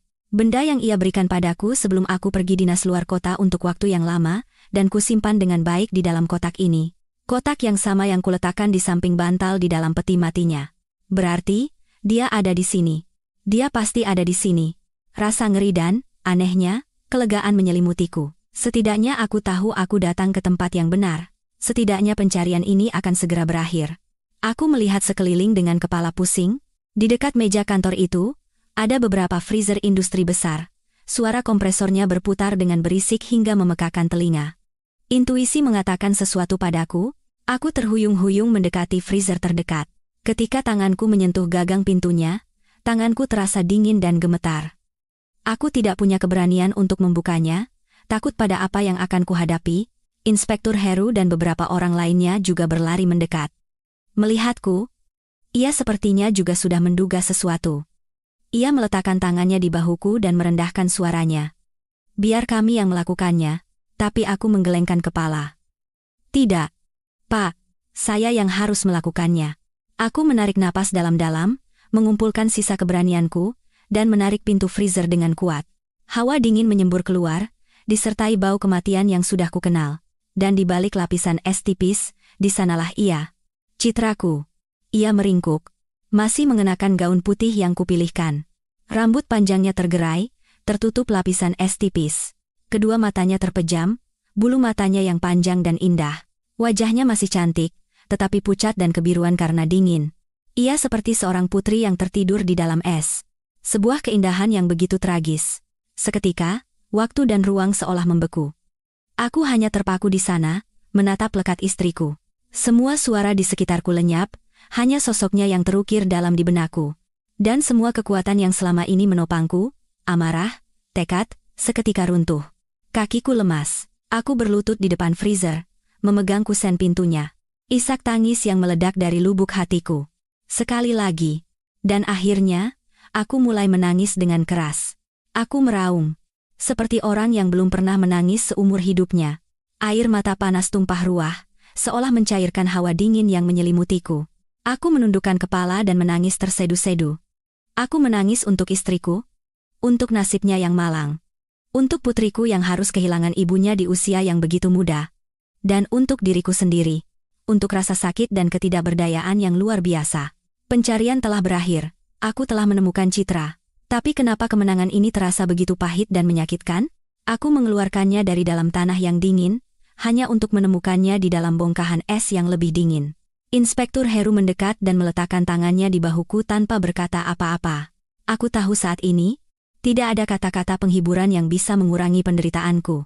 Aku hanya menangis, membiarkan air mata membersihkan segalanya. Citra, maafkan aku. Aku terlambat. Tangisanku berlanjut hingga air mataku kering dan dadaku terasa sakit karena terisak. Para polisi diam-diam melakukan pekerjaan mereka. Memeriksa tempat kejadian, mengumpulkan bukti, dan mengeluarkan jenazah-jenazah malang lainnya dari tempat neraka ini. Mereka memberiku ruang pribadi, sebuah penghormatan diam di hadapan penderitaanku yang begitu besar. Ketika aku sudah sedikit tenang, Inspektur Heru mendekat dan memberiku sebotol air. Pak Budi, jenazah almarhumah harus kami pindahkan untuk prosedur yang diperlukan. Aku mengangguk, tenggorokanku kering kerontang. Aku bangkit, kakiku masih gemetar, tetapi tatapanku, anehnya, menjadi tegas. Rasa sakit itu masih ada, merobek-robek hatiku, tetapi ia terdesak, digantikan oleh api lain yang berkobar hebat. Api kebencian dan keinginan untuk menuntut keadilan. Aku melihat para tersangka yang diborgol dan digiring ke mobil, kepala mereka tertunduk. Aku mencari satu wajah. Satu tatapan. Wajah orang yang memerintahkan perbuatan mengerikan ini pada istriku. Di antara yang ditangkap, ada juga Surya si Jagal. Ia tidak seperti yang kubayangkan. Wajahnya tidak sangar. Ia tampak cukup terpelajar, mengenakan kacamata. Jika tidak diborgol dan mengenakan pakaian kotor, ia akan terlihat seperti seorang pegawai kantoran biasa. Tetapi justru penampilan luarnya itu yang membuat kekejaman di dalam dirinya semakin menakutkan. Saat digiring melewatiku, ia melirikku sekilas. Tatapan dingin tanpa sedikit pun penyesalan, tatapan itulah yang terpatri dalam di benakku. Aku tidak akan pernah melupakannya. Beberapa hari berikutnya adalah serangkaian interogasi dan penyelidikan tanpa akhir. Tim investigasi khusus bekerja siang dan malam. Dari pengakuan awal para anak buahnya dan bukti-bukti yang dikumpulkan di pabrik, seluruh jaringan kejahatan Surya perlahan-lahan terungkap. Ini bukan sekadar geng pencuri mayat, melainkan organisasi kriminal berskala besar. Perdagangan organ lintas negara, pemalsuan dokumen, dan layanan mengerikan seperti pernikahan arwah ditangani secara profesional. Aku, sebagai saksi dan keluarga korban, dipanggil untuk identifikasi dan memberikan informasi. Dari ruang observasi, melalui cermin satu arah, aku melihat Surya diinterogasi. Awalnya, ia sangat keras kepala, menyangkal semua tuduhan dan mengaku tidak bersalah. Ia menggunakan penampilan intelektualnya untuk menyangkal kejahatannya dengan kurang ajar. Tetapi ketika para penyelidik menyajikan bukti-bukti yang tak terbantahkan, rekaman transaksi, buku catatan yang merinci harga dan detail, setiap barang, dan terutama pengakuan dari para komplotannya, sikapnya mulai berubah. Ketenangan awalnya lenyap, digantikan oleh kepanikan. Pukulan telak datang ketika Inspektur Heru meletakkan kotak perhiasan Citra di atas meja. Bagaimana kau akan menjelaskan ini? Surya melihat kotak itu, dan wajahnya pucat pasi. Ia terdiam cukup lama, lalu tiba-tiba tertawa terbahak-bahak seperti orang gila. Hah, baiklah. Aku kalah. Lalu ia mulai mengaku. Ia menceritakan kejahatannya secara detail tanpa ragu-ragu. Bagaimana ia memantau pemakaman wanita-wanita muda, bagaimana ia menyuruh anak buahnya menandai makam, dan bagaimana ia merencanakan pembongkaran di malam hari. Ia mengatakan bahwa jenazah Citra awalnya akan dijual seharga 300 juta rupiah untuk pernikahan arwah kepada sebuah keluarga kaya di daerah lain. Gelang perak di atas makam, katanya, adalah karena salah satu anak buahnya tidak sengaja menjatuhkannya saat terburu-buru melarikan diri. Ia tidak pernah menyangka bahwa kesalahan kecil itu akan menyebabkan runtuhnya seluruh kerajaan kejahatan yang telah ia bangun selama bertahun-tahun. Mendengar pengakuannya, darahku mendidih. Aku ingin segera berlari dan menghajarnya sampai mati, tetapi aku menahan diri. Aku tahu hukuman untuknya adalah pengadilan hukum, Putusan yang setimpal dengan kejahatan tak termaafkan yang telah ia lakukan. Penyelidikan mengungkap kebenaran yang lebih mengejutkan. Organisasi Surya juga terkait dengan jaringan pemasok organ ke rumah sakit swasta dan klinik ilegal. Mereka tidak hanya mengincar organ orang mati, tetapi juga orang hidup seperti para tunawisma atau orang-orang yang hidup sebatang kara. Kasus ini mengguncang seluruh negeri. Sepandai-pandainya tupai melompat, akhirnya jatuh juga. Akhirnya, keadilan ditegakkan. Seminggu kemudian, setelah semua prosedur hukum selesai, jenazah Citra akhirnya dikembalikan kepada keluarga. Seminggu itu terasa seperti selamanya. Aku hampir tidak tidur. Dan pikiranku selalu dalam keadaan tegang. Sambil memantau berita kasus, aku mempersiapkan pemakaman istriku, mertuaku, setelah mengetahui semua kebenaran, benar-benar hancur. Ibu mertuaku beberapa kali pingsan, dan bapak mertuaku, hanya dalam beberapa hari, tampak 10 tahun lebih tua. Rasa sakit kehilangan putri mereka untuk kedua kalinya jauh lebih mengerikan dari yang pertama. Pemakaman kali ini tidak diadakan secara besar-besaran. Hanya keluarga terdekat yang berkumpul. Tidak ada lagi ratapan pilu atau isak tangis. Hanya keheningan dan kesedihan yang mendalam. Kami ingin mengantarkan Citra dengan cara yang paling damai dan tenang. Aku memakaikan istriku baju kebaya baru berwarna putih bersih. Warna bunga krisan. Aku menyisir kembali rambut panjangnya dan menyelipkan sekuntum bunga melati kecil. Melihat wajah istriku untuk terakhir kalinya, hatiku terasa pilu. Aku memegang tangannya yang dingin dan memasangkan kembali gelang peraknya. Citra, bisikku, sekarang pergilah dengan tenang. Semuanya sudah berakhir. Bajingan-bajingan itu juga sudah mendapatkan hukumannya. Mulai sekarang, beristirahatlah dengan tenang. Jangan lagi memikirkan dunia ini. Maya, yang mengenakan gaun putih kecil, berdiri di sampingku. Anak itu tidak lagi banyak menangis. Mungkin karena tragedi ini terlalu sulit untuk ia pahami sepenuhnya. Atau mungkin ia merasakan penderitaanku dan berusaha menjadi kuat untuk menjadi sandaran ayahnya. Anak itu meletakkan sebuah gambar yang ia buat sendiri di tangan ibunya. Gambar ayah, ibu, dan dirinya sendiri sedang bergandengan tangan dan tersenyum di bawah sinar matahari. Ibu, suara anak itu jernih. Maya sayang sekali sama ibu. Selamat tidur, Bu. Kami mengembalikan Citra ke tempat peristirahatan aslinya. Makam itu dibangun kembali, lebih bersih dan megah. Saat peti diturunkan, aku menggenggam erat tangan putriku. Kali ini, tidak ada lagi perasaan cemas atau takut. Hanya ada ketenangan yang aneh. Aku tahu kali ini, istriku akan benar-benar beristirahat dengan tenang. Arwahnya akhirnya telah dibebaskan. Setelah tanah ditutup, aku dan Maya meletakkan karangan bunga krisan putih besar di atas makam. Kami berdiri di sana untuk waktu yang lama, memandangi asap dupa yang mengepul naik ke langit. Sinar senja yang remang-remang menyinari, dan udara terasa sangat damai. Ayah. Maya menarik lengan bajuku. Nanti kita kesini lagi ya, jenguk ibu. Aku membungkuk, menggendong putriku, dan mengangguk. Iya, sayang. Kita akan sering-sering kesini jenguk ibu. Ayah janji. Di perjalanan pulang, aku melihat dari kaca spion. Makam Citra semakin mengecil, lalu hilang di balik pepohonan. Selamat jalan, cintaku. Kau akan selamanya ada di hatiku dan hati putri kita. Beristirahatlah dengan tenang. Perjalanan pulang dari TPU terasa begitu panjang. Aku mengemudi perlahan, tidak ingin memecah keheningan di dalam mobil. Maya duduk di kursi belakang, diam-diam menatap keluar jendela. Anak itu tidak mengatakan apa-apa, tetapi aku tahu ada banyak pertanyaan di benaknya. Anak-anak itu peka. Mereka merasakan segalanya, tidak peduli seberapa keras orang dewasa mencoba menyembunyikannya. Saat sudah dekat rumah, anak itu diam-diam memecah keheningan. Ayah. Iya, sayang. Ayah di sini. Sekarang ibu sudah senang, kan? Pertanyaan polos putriku membuat hatiku terasa berat. Apa yang harus kujawab pada anak ini? Senang? Bagaimana bisa senang setelah mengalami hal yang begitu mengerikan? Tapi aku tidak bisa mengatakan kebenaran yang kejam itu padanya.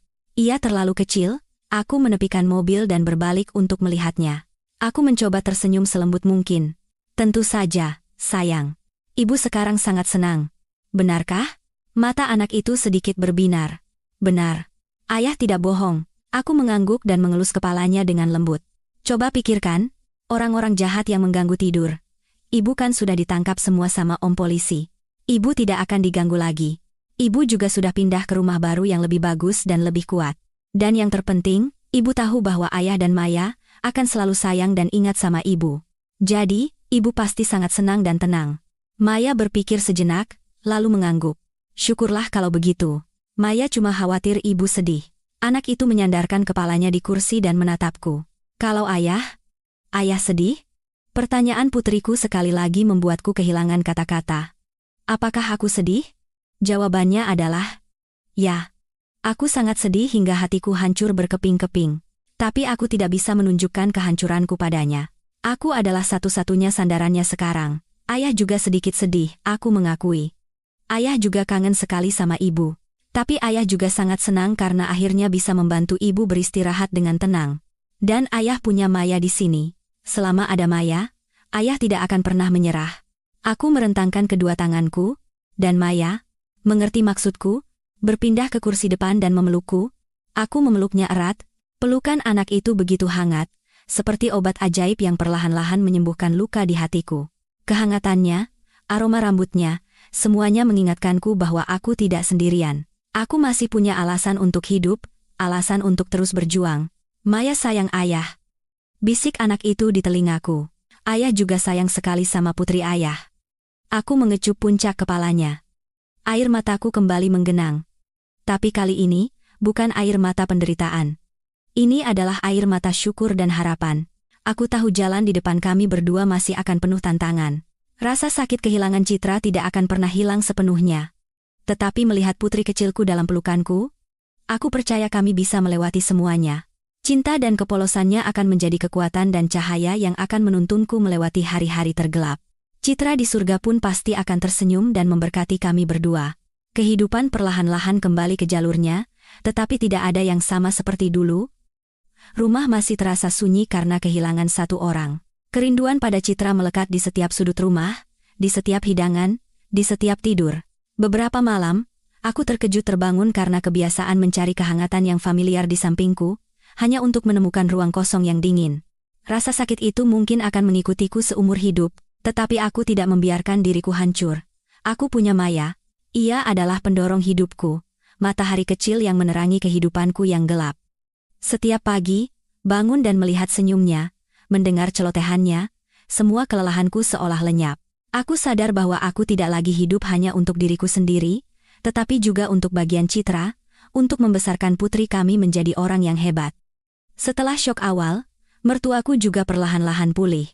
Mereka menjadi lebih menyayangi aku dan Maya dari sebelumnya. Hampir setiap akhir pekan, mereka datang menjenguk cucu mereka atau mengundang kami berdua makan bersama di rumah mereka. Ibu mertuaku tidak lagi banyak menangis.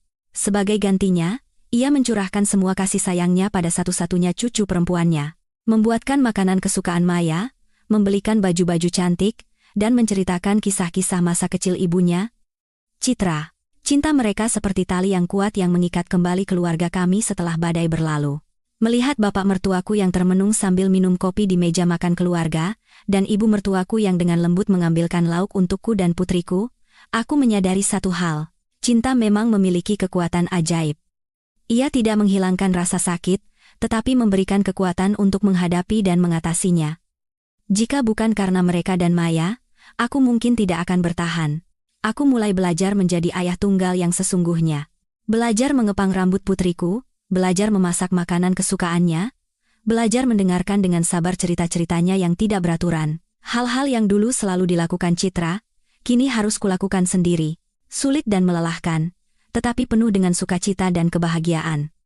Setiap kali Maya membanggakan di depan teman-temannya, ayahku itu Superman, loh, tidak ada yang tidak bisa dia lakukan, hatiku terasa hangat secara aneh. Aku juga sadar bahwa perjuangan untuk keadilan bagi Citra, meskipun telah berakhir di pengadilan, terus berlanjut dalam hidupku. Keadilan bukan hanya tentang menghukum orang jahat, keadilan juga tentang menjalani kehidupan yang benar-benar baik, kehidupan yang bahagia, sehingga orang yang telah tiada bisa tersenyum di alam sana. Aku harus hidup dengan kuat, aku harus membesarkan Maya menjadi orang yang baik dan berhati mulia seperti ibunya. Itulah cara balas dendam yang paling memuaskan bagi bajingan-bajingan itu. Cinta Citra. Meskipun ia tidak lagi ada di dunia ini, selalu ada. Ia ada di dalam senyum Maya, di dalam perhatian mertuaku, dan di dalam hatiku sendiri.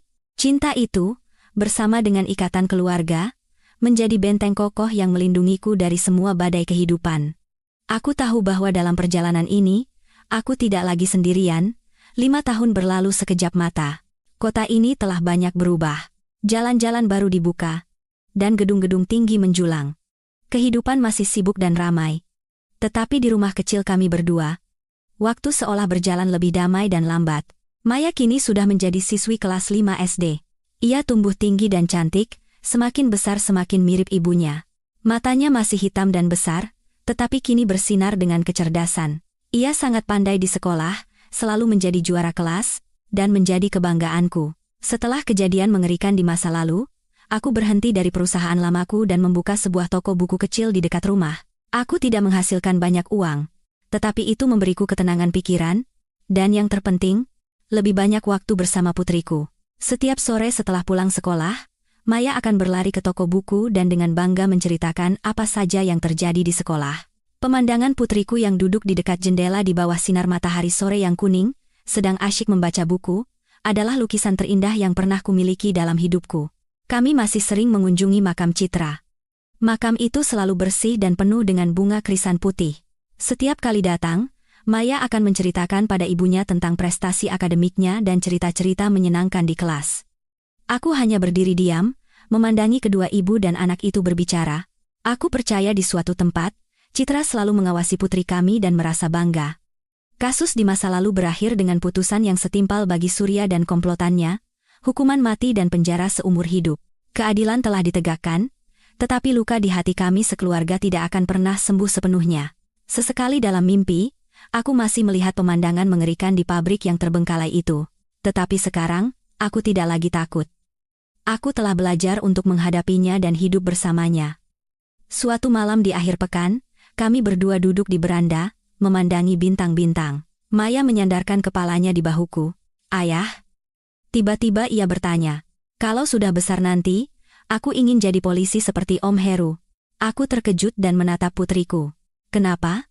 Untuk menangkap semua orang jahat, katanya dengan suara tegas. Supaya tidak ada lagi teman-temanku yang harus berpisah dengan ibunya seperti aku. Aku kehilangan kata-kata, dan ujung hidungku terasa perih. Aku memeluk putriku lebih erat dari sebelumnya. Putri kecilku benar-benar sudah dewasa, ia tidak hanya mewarisi kecantikan ibunya, tetapi juga hatinya yang mulia dan kuat. Iya, sayang. Ayah yakin kau pasti bisa? Kami duduk seperti itu di bawah langit yang penuh bintang. Hatiku, anehnya, terasa damai. Kehidupan telah merenggut istri yang paling kucintai, tetapi sebagai gantinya, memberiku seorang putri yang luar biasa. Penderitaan masih ada, tetapi kebahagiaan dan harapan juga tumbuh. Keluarga kecil kami, meskipun tidak utuh, selalu dipenuhi cinta dan tawa. Dan aku tahu, itulah akhir yang paling bahagia yang selalu diinginkan Citra untuk kami berdua. Ia, seperti bintang paling terang di langit malam, akan selamanya hidup di hati kami, menuntun kami menuju masa depan yang damai dan bahagia.